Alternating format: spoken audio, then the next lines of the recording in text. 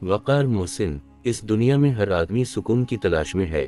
कोई जंगल बियाबान का रुख करता है, कोई नींद की गोलियों का सहारा लेता है, कोई मौसीकी में सुकून तलाश करता है, कोई कुदरती मनाजिर में सुकून ढूंढता है। करीम बख्श भी सुकून की तलाश में मारा मारा फिरता था।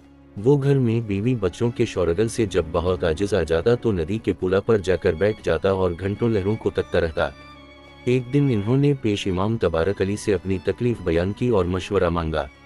तबारक अली ने कहा, मियाँ, सुना है पड़ोस के गाँव केसरगंज में एक तजुर्बाकार हकीम हैं जो हकीम पुरसुकून के नाम से मशहूर हैं, उनसे मशवरा कर लो।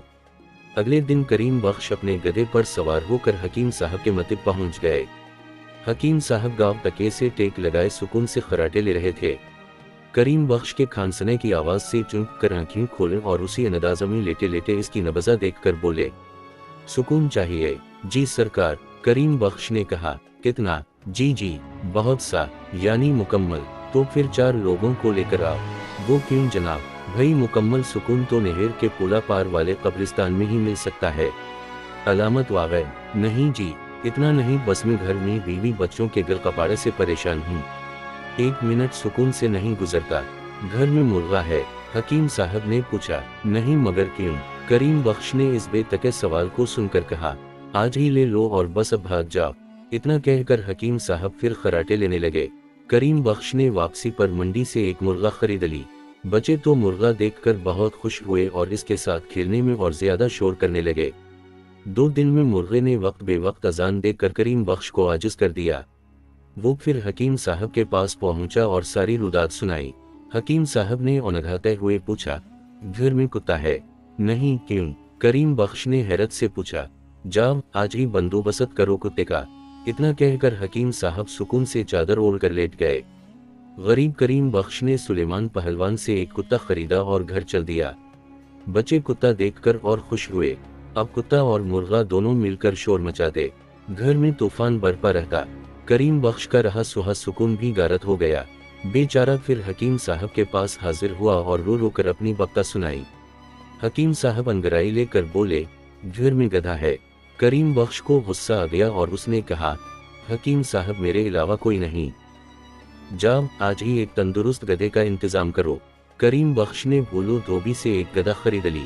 अब रात को मुर्गे, कुत्ते और गधे ने जो होल मचाना शुरू किया तो मोहल्ले वाले इकट्ठे हो गए और कहा, करीम बख्श, तुमने अपने साथ साथ हमारा सुकून भी गारत कर दिया। फौरन इन जानवरों को यहाँ से निकालो। करीम बख्श फिर हकीम साहब के पास पहुंचे और रुदात सुनाई। गधा वापस कर दो। हकीम साहब ने हुक्म दिया और करूट लेकर खराटे लेने लगे।